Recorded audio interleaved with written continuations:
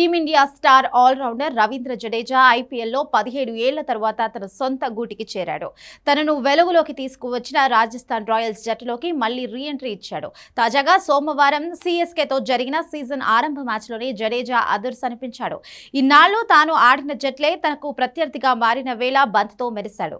మ్యాచ్లో పొదుపుగా బౌలింగ్ చేసిన జడేజా 4 ఓవర్స్లో 18 పరుగులిచ్చి 2 వికెట్లు పడగొట్టాడు. రాజస్థాన్ పేసర్లు జోఫ్రా ఆర్చర్, బర్గర్ టాప్ ఆర్డర్ను కుప్పకూల్చడంతో పవర్ ప్లేలోనే సీఎస్కే 4 వికెట్లు కోల్పోయి పీకల్లోతు కష్టాల్లో పడింది. ఇంపాక్ట్ ప్లేయర్గా వచ్చిన సర్ఫరాజ్ ఖాన్ అటాకింగ్ బ్యాటింగ్తో రాజస్థాన్ రాయల్స్ బౌలర్లపై ఎదురుదాడి చేశాడు. సరిగా అదే సమయంలో కెప్టెన్ రియాన్ పరాగ్ బంతిని స్పెషలిస్ట్ ఆల్రౌండర్ రవీంద్ర జడేజా చేతికి ఇచ్చాడు. 8 ఓవర్స్లో బౌలింగ్కి వచ్చిన జడేజా రెండో బంతికే దూకుడుగా ఆడుతున్న సర్ఫరాజ్ను ఎల్బీడబ్ల్యూ చేశాడు. అదే ఓవర్లో క్రీజులోకి వచ్చిన శివం దూబే తొలి బంతితోనే సిక్సర్ మలిచాడు. దాంతో ట్రాక్ మార్చిన జడ్డు ఆఖరి బంతికి వికెట్ తీశాడు. జడేజా వేసిన ఈ ఓవర్తో సీఎస్కే పత్రం ఖరారయ్యింది. ఎందుకంటే సర్ఫరాజ్ నిలకడగా ఆడుతూ పరుగులు రాబడుతుండగా దూబే క్రీజులో కుదురుకొని ఉంటే చెన్నై భారీ స్కోర్ చేస్తుండేది. కానీ ఇద్దరిని ఒకే ఓవర్లో అవుట్ చేసి సీన్ రివర్స్ చేశాడు. దూబే అవుట్ అయిన తర్వాత పిస్టోల్ పేల్చినట్టు జడ్డు చేసిన సెలబ్రేషన్ వైరల్ అయ్యింది.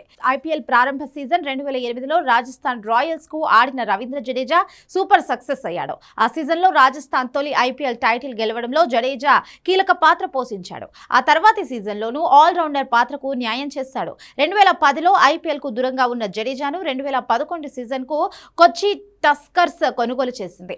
ఆ తర్వాత ఆ జట్టుపై నిషేధం పడడంతో జడేజా కోసం 2012 వేలంలో ఎస్ఆర్హెచ్, చెన్నై పోటీ పడ్డాయి. చివరికి చెన్నై సూపర్ కింగ్స్ అప్పట్లోనే 9.8 కోట్లకు జడేజాను దక్కించుకుంది. మధ్యలో చెన్నైపై 2 ఏళ్ల నిషేధం పడడంతో గుజరాత్ లయన్స్ కు ఆడిన జడేజా ఆ తర్వాత 2025 సీజన్ వరకు మళ్లీ చెన్నై జట్టుతోనే కొనసాగాడు.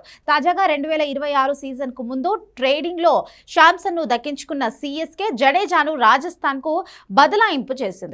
ధోని కెప్టెన్సీలో 2018, 2021, 2023లో టైటిల్ గెలిచిన సీఎస్కే జట్టులో జడేజా సభ్యుడిగా ఉన్నాడు.